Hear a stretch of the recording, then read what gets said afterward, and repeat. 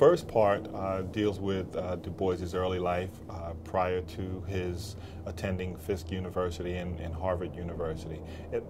Primarily, those are newspaper articles that he wrote as a teenager. Included in that is a letter that he wrote home to his mother when he went to visit his paternal grandparents for the first time. And the reason that these are so instructive is because they show that Du Bois was not a person who just came into the thought of education and empowerment by accident. He thought about it even as a young teen. In fact, the first installment in the book is actually an article that he wrote when he was 15 years old. And most of the readers did not realize that he was 15 because at the bottom of these articles, all it had was his initials. But the other thing that it actually spoke to was the fact that he lived in a town of less than 60 African Americans, but if you read those articles, you thought that the community was much more active and larger, in fact, than it really was. So this speaks to Du Bois's transformative power as a speaker at a very young age. The second part starts with Du Bois when he is applying to go to Europe to study, and it concludes at the end of his most influential period, 1903 through 1904. Du Bois applied for a fellowship for European study, primarily as a challenge because he had read an article in which former President Rutherford B. Hayes indicated that he was unable to find African Americans who were qualified for European study.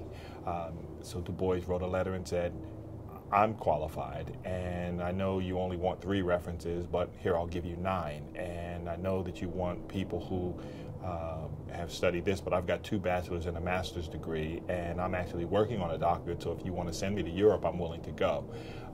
And he ended up actually working on a doctorate, and my understanding is he actually finished it, all but his residency, which they would not fund, and then he came home and completed his degree at Harvard.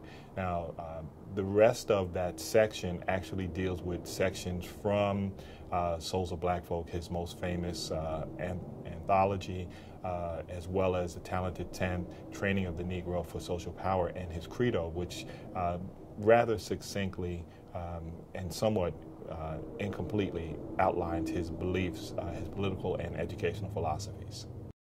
The third part deals with writings from 1914 until 1948.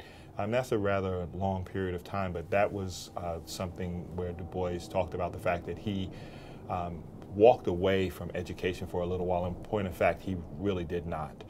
He was outlining what he believed to be the next phase of African American leadership, which is to say, now that we've had a half century of considering education, now let's move into the next phase and be more engaged in self-determination and in self-empowerment.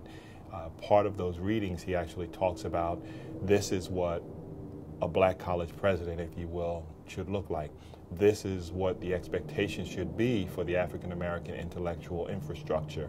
And again, it literally does end with the article that could be signaled as his downfall.